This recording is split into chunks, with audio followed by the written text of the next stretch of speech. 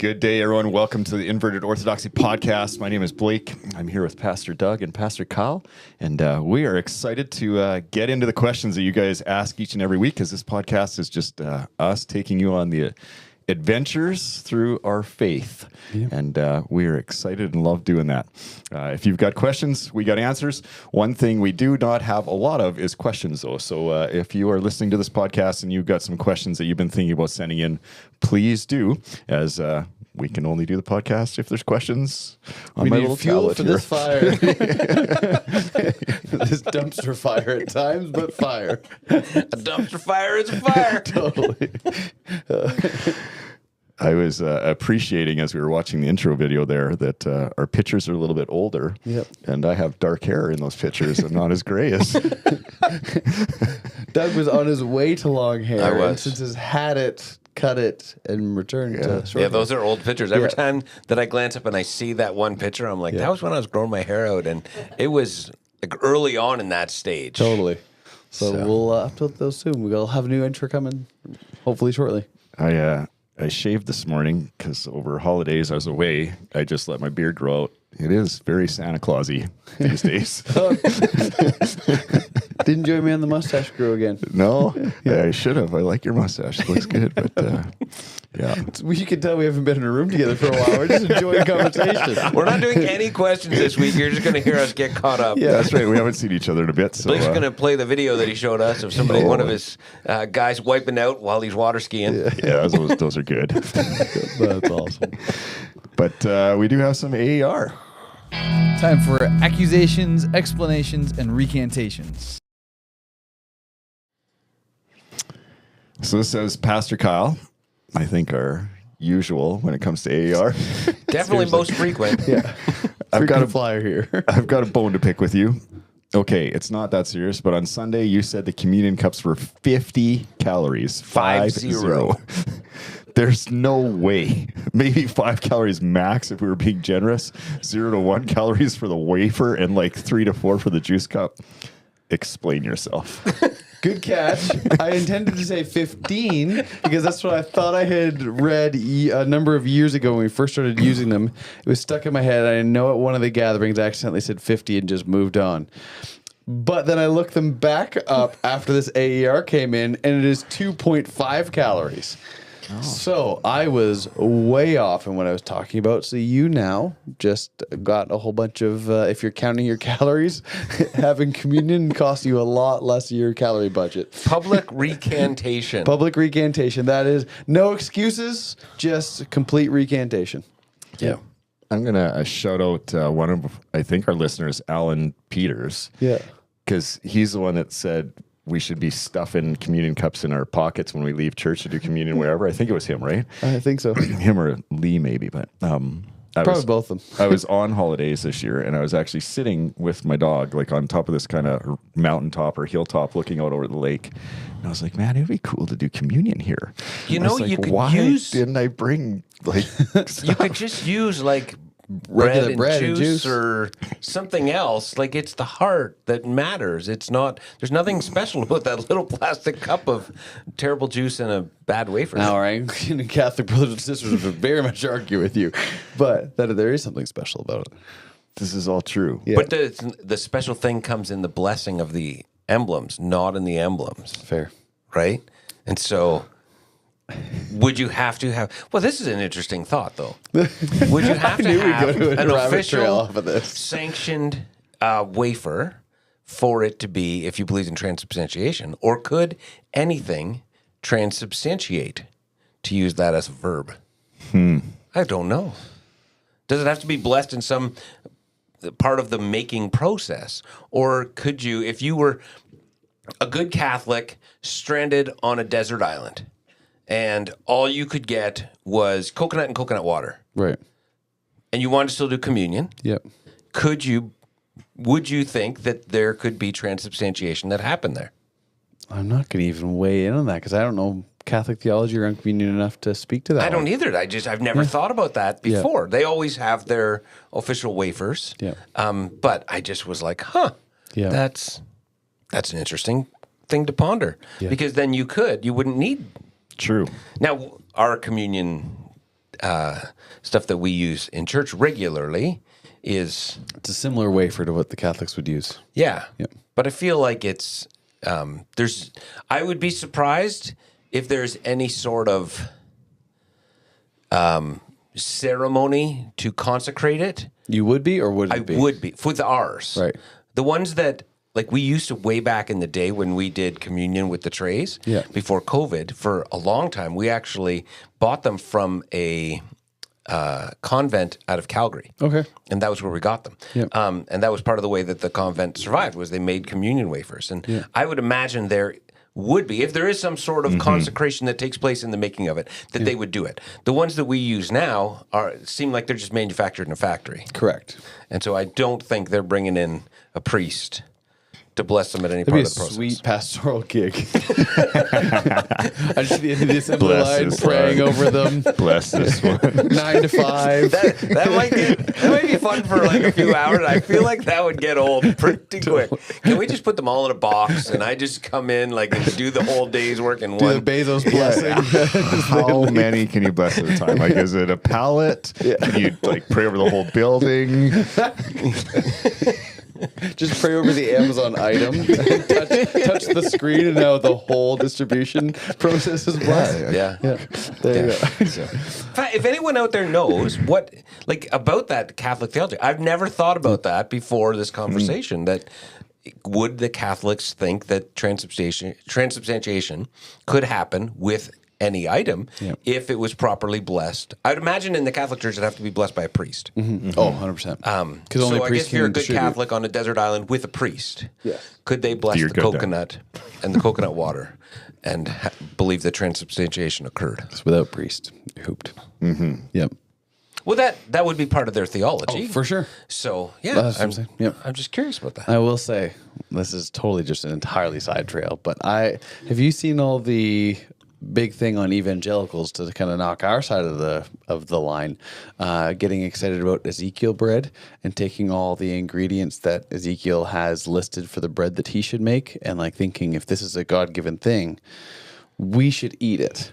Have you seen any of that? So No. there's like they sell Ezekiel bread like it's a big thing, but I was listening to I was just gonna say, I don't feel like that's like really new. Maybe the brand or something, but I feel like in my lifetime at some point there's like people who've tried like biblical diets or yeast. I know there's a thing about yeast. Like you have to get certain yeast to be I don't know the Daniel fasta thing, but I heard that and I recently was thinking like he cooked it over dung.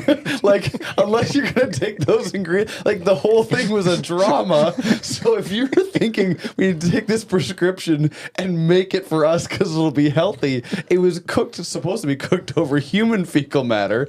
And then he asked God, could I not do that? So he at least just cooks it over animal feces. That I just laughed at that. And then marketing is going wild and people are buying it because it's like, oh, this is biblical bread. Do they include dung in the order? I didn't see it, but man, I just thought that was funny. Of course, we'll market anything. Well, I think like we can sometimes just, like you say, miss the bus on what the point of the matter is. It wasn't Ezekiel like, hey guys, here's a radical new You want diet to plan. get fit, Mr. Prophet? Here's what we got for you. We're on Ezekiel's- exile. When we go back, we're going to look good. Our relatives that remained are going to be like, whoa, what have you been doing? You want to pal?" free yourself out of this? Eat this bread and get swole. We're going to find our way out of Babylon. Ezekiel's side hustle was a fitness influencer. So we also have our things about bread, was all I was trying to say. Oh, dude. Maybe not we. I don't know. Our culture, our inherited evangelical culture also can This be funny whole around question started with the number of calories that are in this. We're whacked people. totally. We're just like, That's awesome. I bet nobody saw that on their bingo card of this conversation coming from a calorie count. Well, if you weren't spreading misinformation during Sunday gatherings, We would have never wouldn't gotten have here. to deal with this. So this is really Hey, this I'm is actually on kind of glad it happened this this is way. on you, Kyle. Yeah. So. You're welcome. oh, I'm just reading the first line of the next question. That's not going to help. I was like, the next question has the phrase, to an immaturity in the church. Only because of the first line. Do you think the professionalization of the role of the pastor has led to that immaturity? I don't think we're showing our professionalization right now. Not our church, maybe some others. All right. Good. You all right there, Blake? I'm sorry. That was good. I missed you guys. All right. So this question says, do you think the professionalization of the role of the pastor has led to an immaturity in the church? We are corporately called to be royal priests, to be alongside priests, to be alongside each other in our walk with Christ. But so many Christians just listen to the pastor and not each other. Does having full-time pastors reduce the opportunities for us all to take on leadership roles, serve in the church, and develop our faith? For context, I grew up for a long time and was part of churches without any full-time staff. Great question. There are many layers to this conversation. I wouldn't say professionalization of the role has led to it itself. It's the specialization and elevation of the role that I think has done it more than anything. We have always had leaders of the faith who navigated the leadership of the church, the helping of discipleship processes, all that. Now, they wouldn't have used that kind of language, but we see Paul leading groups of people and leading the churches, and all of his letters really that we get are dealing with issues within church because he had an authority over others to do this. He has a unique number of people, and this follows like right after Jesus' ministry. There's a number of leaders appointed. The apostles begin to separate themselves from others within the church so they can be leaders. There's a natural part of leadership invokes that there is only a select number who will lead the rest of people, and there's always been leadership within the church. And at the best of church history and at the worst of church history, leadership has been present, but what the people think of the leaders and what the leaders think of themselves influences what takes place there. And so I'd be very cautious to say it's just the professionalization of the role of the pastor, more than the unique moment we find ourselves in. There's more we could talk about there, but I just wanted to clarify some of those distinctions. I agree with you, although I would also say that I don't know that it's a modern problem. Human nature has always been that in a relationship with God, I will defer to someone else. Yep. And all the way back to the book of Exodus, when God leads the people out and says, I want you to be a nation of priests. Yep. And the people are like, nope, we're good. Let Moses be the priest. You go up on the mountain. And there's a human tendency to pull back from our calling as priests, every one of us, and instead want to be priested too. To miss the invitation to be in the presence of God, and then that connection point to other people to the presence of God. And at its core, that's what I think all ministry should aspire to, is helping connect people to the goodness, the life of God, whether that's in tangible ways through something like our food pantry or a benevolent fund, whether that's in spiritual ways through preaching truth, through leading people in worship, through whatever prayer ministry, however we want to do it. What we're always essentially trying to do is facilitate the ministry when we're doing ministry right. What we should always be trying to do is facilitate the ministry that the Spirit is trying to do in people's lives and in the work in the world. And we are all invited into that, and we are all called to be priests. That is from Exodus with the people of Israel. They missed that all through the Old Testament, and then New Testament, right? Peter says, hey, you're a kingdom of priests, because we're now in this new kingdom of God, and we're all called to be priests. And there is a hesitancy among humans to do that. There's a hesitancy among people to pray for other people, and there's always been that, and that has at times, I think, been a bigger problem and a different context a larger problem and a smaller problem, depending on the context, depending on the discipleship that happens and how people are trained. Growing up in a church where there wasn't any full-time staff, there was probably a heavy emphasis on the ministry of the body, and probably more people who are serving in various capacities and who are stepping into and growing in that priestly role. Yep. I don't know that, like I would agree with you, I don't know that it's the professionalization of the role of pastor, but I do think it might also be, along with what you said, the way that we do church now, Yep. and the way that people have come to expect church to happen. Yep. People in the 21st century in 2026 expect to come to church and expect there to be musical competence Yep. on the stage and almost professionalism. Yep. And that's a real struggle because people listen to worship music, which has become by far the largest segment of music listened to in Christian context. And they then come to church expecting what they've heard all week. And the problem From with a that is, professional studio with professional musicians. yes, you have professional musicians Yeah. creating that. Nobody expects to go to church or to go to a bar and hear a singer who would be the equivalent of what they hear on the radio. Yep. You might hear a super talented singer, but you don't expect it to be as good as what the professionals would do. But there's this disconnect that happens in the church where we do have that expectation because it's the same songs done.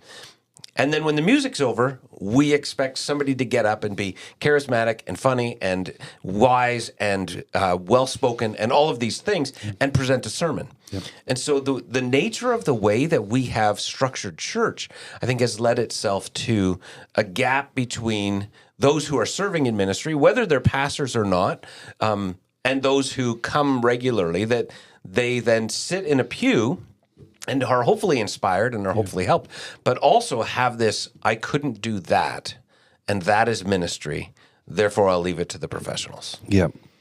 I think even you guys have touched on it. I would assume there's been cultural and ebbs and flows of this probably throughout all history because we just always repeat ourselves or do things or swing the pendulum from one end to the other.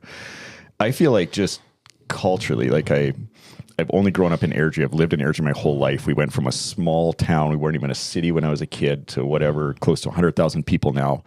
But I just feel like culturally, the professionalization of each thing. Like if I want my kids to learn something, I look for like an elite teacher, and I have the opportunity to do that now. Yep. I was talking to my wife about this while we were on holidays. We were just talking about being kids. I was like, when I was a kid in Airdrie, there was like 2 soccer teams, and you just played for it, right? And nobody thought, geez, you should be taught by a super sports guy.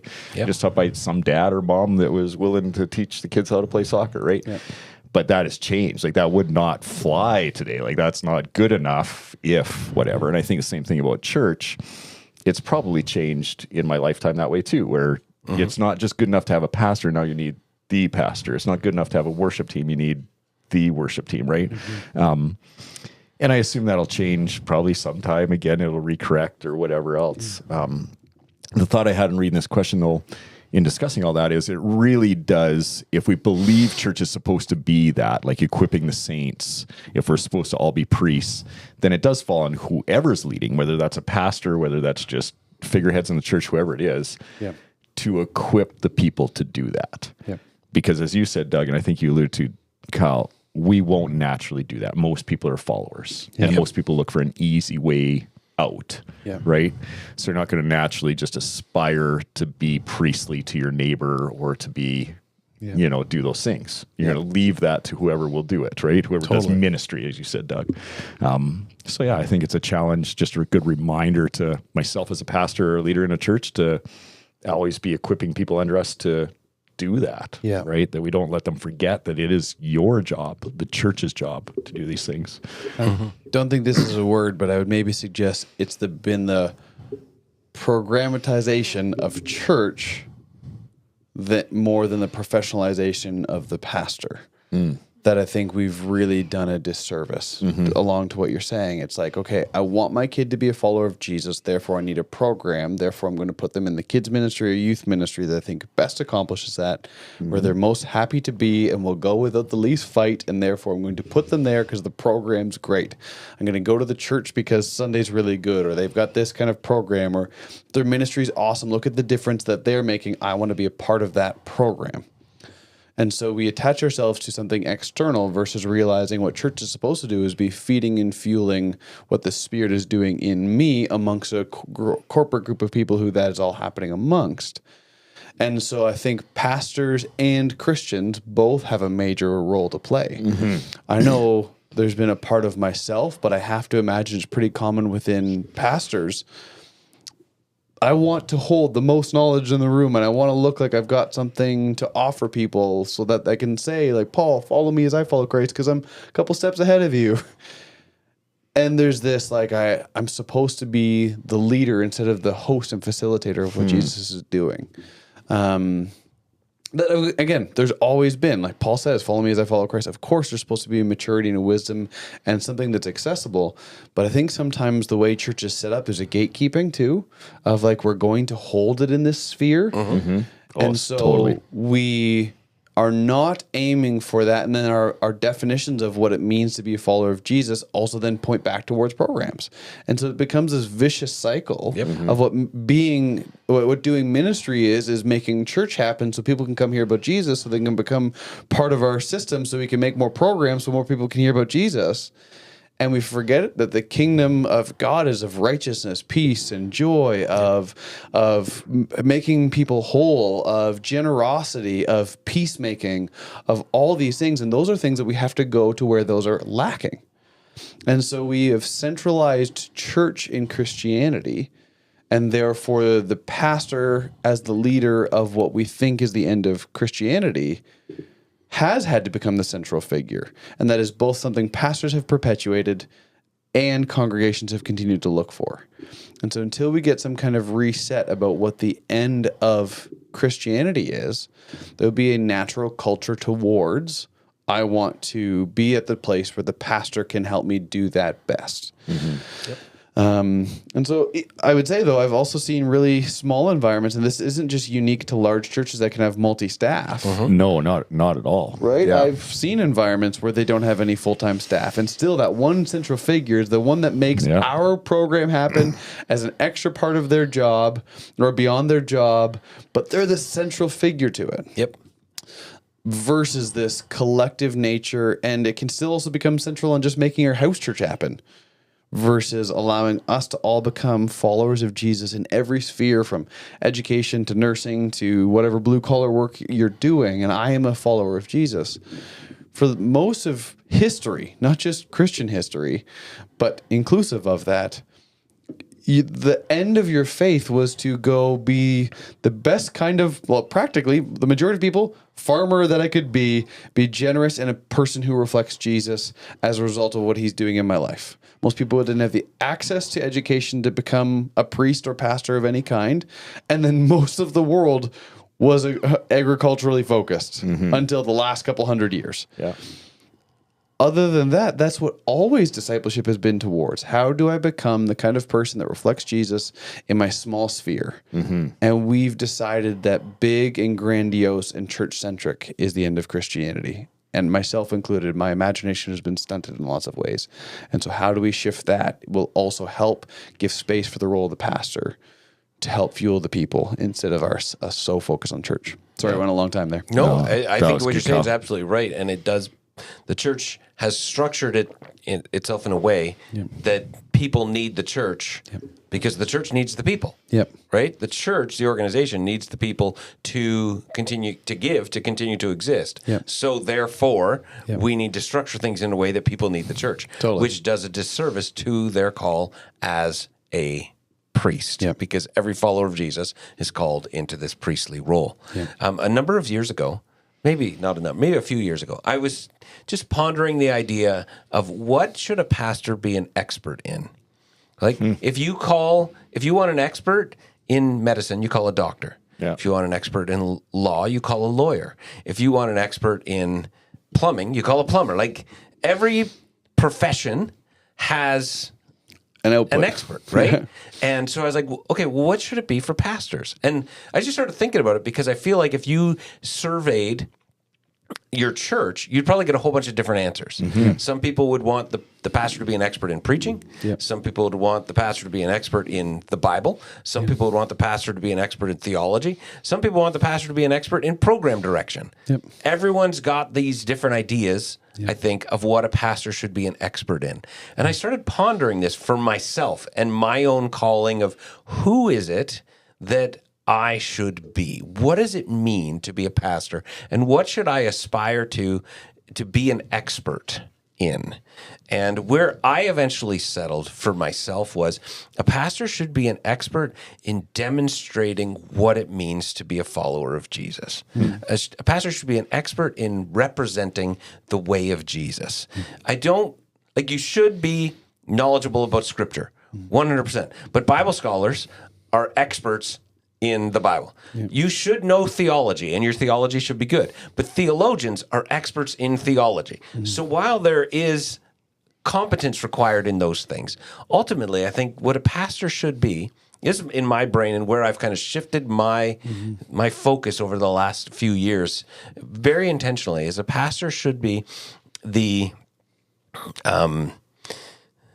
person in the room who, like you say, helps me, gives me that sign towards this is what Jesus looks like, and this is what following Jesus looks like. And that was a real paradigm shift for me as I came to that conclusion of, okay, I should be an expert in showing Jesus and showing the way of Jesus. Because then you're calling other people into that priestly role and helping other people rise up into that versus I'm the priest. And I know there are some churches that use the term priest, and I want to be careful that we're using that term in different contexts and in different ways. But really, at its core, a priest is the person who is the go-between between God and man. And Christ is our priest, if you look in the book of Hebrews, who we are all now have our priest in Christ. We don't need another priest. And so we're all, through Christ, invited to become priests under the high priest, who is Jesus. And I think what ends up happening is we end up with hierarchy of priests. So yes, Jesus is still the high priest, but now I'm the local high priest. And so it just gets constantly removed. And so that was, as I've been thinking about these things over the last number of years of my life, like you say, reimagining who I'm supposed to be as a pastor, what church could be as a pastor. It's led to a lot of thought along these subjects. And I love it. I would fully agree with you. I think the shift too, though, part of it is we've collapsed our language all down to one term. Oh, 100%. Of pastor causes us a lot of trouble. Yes. Pastor means on staff at church. Correct. Versus even just in Ephesians when Paul lists out, there's a fivefold ministry. And I'm not saying we should professionalize all those. I'm going to be an apostle. Right. Right. Like there's a distinction there that is incredibly important to the church. And then we've used one term to be the catch-all when I know many pastors, their heart's evangelism. I know many pastors who would be much more comfortable in the prophetic role, speaking to their day and to their time, not in the future telling side of things. And so there's all these different roles that are needed, and we quickly again see that arm's lengthness, I guess I could say, starting to develop even as early as the New Testament. The Catholic brothers and sisters would look back to Peter as the first pope. Like, I get the negative connotation of the kind of dilution, I guess, of the role, the farther and farther each person gets from the priest. But I look at the role of some of our higher church brothers and sisters, from the Catholics to the Anglicans, and having bishops and archbishops and all this hierarchy there. I think in some ways, though, it's necessary. Like, I look at a church in a city, and I can't even say city, not even town, hamlet, where I grew up in Eastern Ontario, and there's little clumps of 12 houses, and we now count that. We give that place a name. And then we move on to the next one. We drive 5 kilometers down the road, there's the next one. And then there's a little church in one of those. That role, the one person serving at that church, call them pastor, is a wildly different thing than the person in downtown New York City. And the need for that person to have a different skill set to manage more people who then are with the people. Yep. There is just a difference for that to take place. I'm not saying you at all laid it out as negative, but I watch it's this beautiful gifting where God does place people. And so there's all sorts of churches here in Airdrie that operate in all sorts of different ways. Yep. For that sake, because we live in a city of 100,000 people. The churches that existed back in the day when you were growing up here, in certain ways, can't speak to the culture of all of Airdrie and can't reach all of those. That I think there is a beauty to God continuing to work within different systems. So I'm not even saying I think one's better or the other. It's God speaks to the time and the day that's necessary through all sorts of different means. And then within that, like I said, we've got all sorts of churches within Airdrie that operate in different ways to speak to different groups of people who are found within this larger whole. And so it's this unique need. So I'd look at a mega church. There's a way different skill set that the leader of that organization, pastor, needs than the single church serving 25 people, both of them being just as faithful to Jesus, expressing it in a beautifully different way. Yeah, and I don't disagree with that, but I do think in whatever your giftings, Yeah. the expertise of a pastor should be, however that comes out, right? Totally. First Peter talks about whatever gift you have, use it faithfully. It's administering the grace of God in its various forms. Yep. That is, like, it's going to look different for different Very much people so. and different roles and different church sizes. Yep. But I do 100% agree with you that the problem is we have used this term pastor has become a misnomer that is labeled on all kinds of people. Like you go to some churches and they have like the HR pastor and the administrative pastor. And I'm not saying those aren't valid roles in the church, but some of those people have no interest in pastoring people. Why can't we just call them the HR director? But because they're on staff in a church, we have this tendency to label them all pastor. And I think it would be good if we got away from that and we said, pastors are the people who pastor the people. I'm just listening to you guys and getting excited about the conversation, just in the sense of I am getting old. I'm saying this lately a lot, but I appreciate people who have skills so much. And typically when I say that, it's something like with their hands. I guess I just grew up on a farm, kind of in a blue collar culture or whatever, right? But I watch people do things, and I remember being in my early 20s and seeing people who had skills, who could just fix things and thinking, man, that's cool, right? And now I'm older and I'm like, well, I can fix a few things. But, just over the last few days and weeks, Kyle, I watched you like renovating your house. I'm like, that is awesome. You sent me that picture and I was like, that's skill. Like, I love that. I watched a guy back in a trailer for like a half mile while we're on holidays. And I'm like, that's skill, right? And I just, I think of these skills. My kids helped a friend of theirs help another guy fix the oil pan on his truck. He'd blown a hole in it. And they fixed it with JB Weld in a beer can, and he made it back to Calgary from Kukunusa. Like, that's a 4-hour drive. Like, I was just like, that's awesome. But as I sit here talking and hearing you guys speak about pastors and just church, I think of like, spiritual giftings, and I think of pastors, and I'm like, man, there's some cool people in the body of Christ who have some skills, right? That are just, and you don't, some of that is God given, some of it's just natural, but a lot of it is so much experience, right? Like, I just think from the diversity you just spoke of, the guy who's 25 people, just dealing with people, like he's learning skills and has skills, and the guy who's the mega church pastor that's running the whole organization, like he's got skills, right? And I just think God is so cool that he just puts people in places where they can grow in that and learn those things. And I think the whole question boils down to, yes, we again need to be equipping the saints to love people and show them Jesus, right? And use the skills that are appropriate to them, because not everyone's going to have the same skills at all, right? But we can all be learning and just growing in that. That's fun stuff, right? So it's a wonderful thing to have the professionalization that you talked about earlier happen. It's it's so good and it's so valuable. The danger in it, every good thing has a potential Absolutely. dark side, right? Yeah. The danger in it is that when something becomes professionalized, we then abdicate our role in it. Yes, Right? And I think what you're talking about in the church, you can see that in all sorts of different Yeah. contexts. Yeah. The one that I ponder is the professionalization of mental health, right? Where we now in the 21st century have all sorts of counselors, psychiatrists, psychologists, and they're all valid and they do wonderful, great work. And I'm not in any way disparaging them. No. And I'm thankful for the gifts they bring. I have seen countless people in this church who have gotten tremendous help through trauma, through different things because of mental health professionals. So I'm not in any way saying anything negative about any of them. But my pondering is, has the professionalization of mental health caused people to no longer take initiative for their own mental health? 100%. Right? So I don't have to do the things, engage in the disciplines, practice the things that I know are good for my mental health.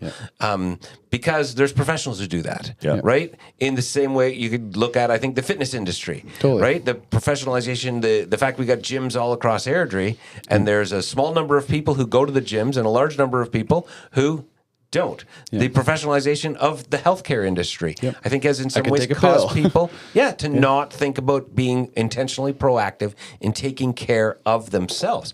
I don't in any way want to go back in time 250 years to what healthcare was then.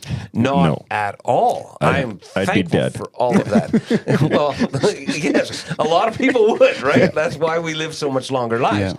But the flip side of that has been, I think, that oftentimes the general public response to it, of which we are all part, has been that I abdicate my responsibility in my own life, not in the life of others, to doing that thing for me.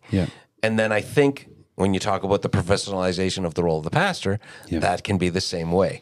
And I don't think this is just an evangelical problem. If you go back to before the Reformation, the priests in the Catholic Church, and the Catholic Church set up, and that's radically different than the 21st century church, right? But the priest is the one who administers communion. The priest is the one who baptizes. The priest is the one who does last rites. Now, I'm not a big believer in last rites, but you can't just have a regular person do it. How quickly does that, the unintentional consequence of that, become people abdicate the care of their own soul and the fostering of their relationship with Jesus to the professionals? I think you can see a lot of that even in the literal building of churches, too, as an example.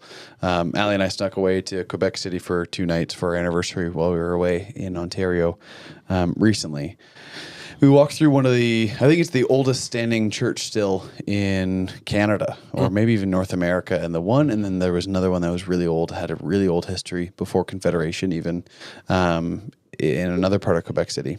And so we're walking around it, and I read this one plaque around the stones actually being from that area, and the stone masons that would have been building homes and stuff contributing to the churches. We don't, and now our building in part was built by volunteers, and that has caused us all sorts of headaches. But it was a cool thought. This is pretty local. Totally. Pretty local building. local in its work and its labor. But I thought this interesting part of like, these are literally the stones pulled from here. Yeah. I have this cool idea with us talking about our future building. I wanted, if the trees that are going to get around our building are going to get knocked down, I want to plane some of that wood and build a pulpit out of it. But it's literally built from the stones of that local area from masons who would have been doing work otherwise. And so the church was literally built from the ground and the people that were then a part of it. And I think that was this beautiful picture in my head of like, this is from this place. And so we easily here in a more transient culture in Alberta, let alone Airdrie, in a modern day of disposability, in a modern day of we want designs that look just as much comfortable and multi-purpose as something down in Texas, here in Airdrie. And our materials come from China and from who knows where for the wood and all this stuff. We've just made it this convenience instead of what has grown out of here. And I think both pastors and congregants have been okay with those expectations versus what does it look like for us to be nurtured of this ground, of this place for these people for a long time, to have literally cultivated what Jesus is doing here from amongst us. And so that kind of image is has been bouncing around in my head for the last while. What does it look like to pastor? And so both the professionalization side and the expectation from the people have also contributed to those ends as well. 100%. I will say that the difference between that church in Quebec City and this church, though those stones were donated Yes. and probably the work done for free, they were still qualified masons. Yes. A lot of what was done here was done by well-meaning people who were volunteering their time, but were not necessarily experts in the fields that they were helping out in. I was going to skirt around the whole, like, our church was built also by volunteers, but like, I know these guys well enough. They're going to be thinking it. That idea doesn't always work out well, Kyle, because our building was built by volunteers. So I had to at least address it before you beat me to it. Our building has served very well, but there's just a difference. That's just like It's really fun. they're not quite exactly find the a same. stud, and they're nowhere near standards that anybody would expect, and leaks from places that water shouldn't come. Back to the skills, right? You just need those skills. You need to find the skilled people. Yeah. But to be fair, and now we're really rouching. The building, like, just something amazing. And maybe this is, when we're thinking about Christianity and foundation and everything, like, you think of Eastern Canada, as much as I know, and you talking about that, Kyle, like, the stone buildings will last. Like, they will be there for years. They've been there for 100 years already, or hundreds, and will continue. Airdrie, right here locally, like, we don't have anything that's lasted. No. Like, the oldest building in town right now, I think now, is probably the United Church. And it's slated being for torn down. demolition. And it's going down, right? Like, there's nothing here. Everything was built out of the local things they had, which was wood and wood rots, and, like, that's it. It's just the way it is, right? Yep, so, totally. Just different thing altogether. But it would be, but when you think, I guess, okay, so now comparing that to Christianity, like, how do we build the church? How do we build families? How do we build, when I was thinking about abdicating or, taking people to professional people, we've all worked in youth ministry or been youth pastors at one time or another.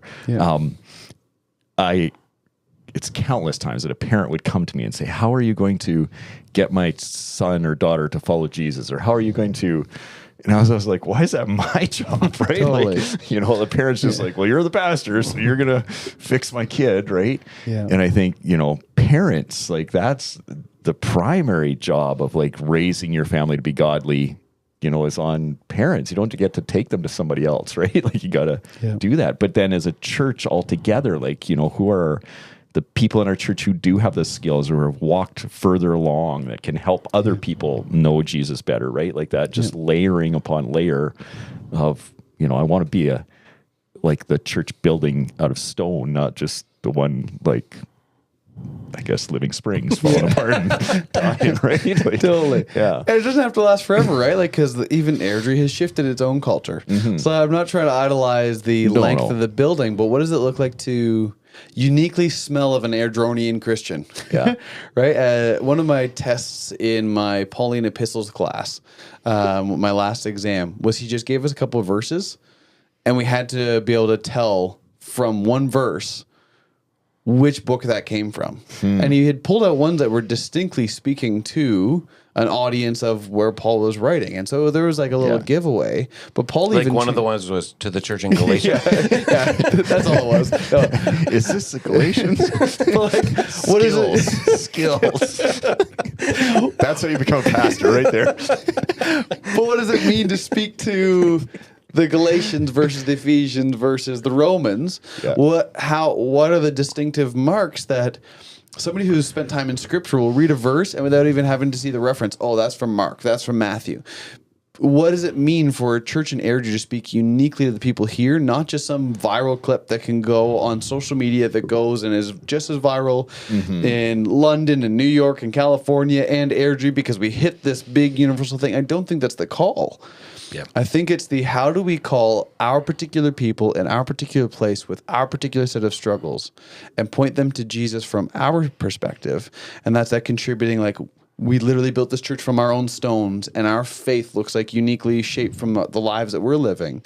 And God is molding this temple out of the things from this place, not the ones pulled out from, albeit he's a great speaker, what Andy Stanley can say doesn't speak to the person in Airdrie for most things, or shouldn't. What does it look like to be formed of a place and to pastor from that? And so there's this idea caught in that building of the stones from that place. Well, I love, back, I guess, getting old again. I love the fact that this church has been here for so long. Like there is lots of new churches in Airdrie, and there should be. As the city grew, the existing churches couldn't, take care of all of Airdrie. So you need new churches, right?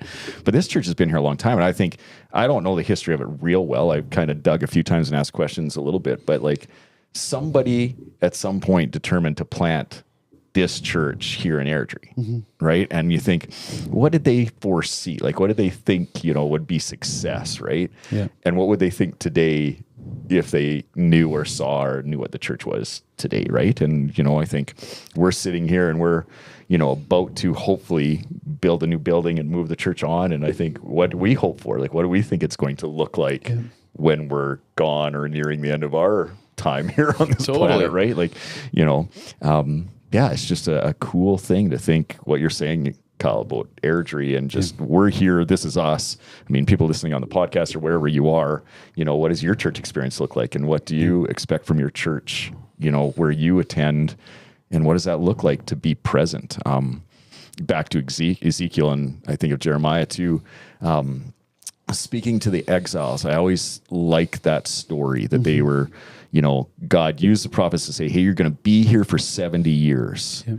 Like plant crops, grow your family. Yeah. Like there was never this expectation to just, wait until it's over. Yeah. But you need to be a people of God right here, right now. Yeah. And I think same thing for us, wherever you live, wherever you go, wherever you attend church, whoever your family is, whoever your people are that, you have influence over, how do you just keep being Jesus to those people? Yeah. Right?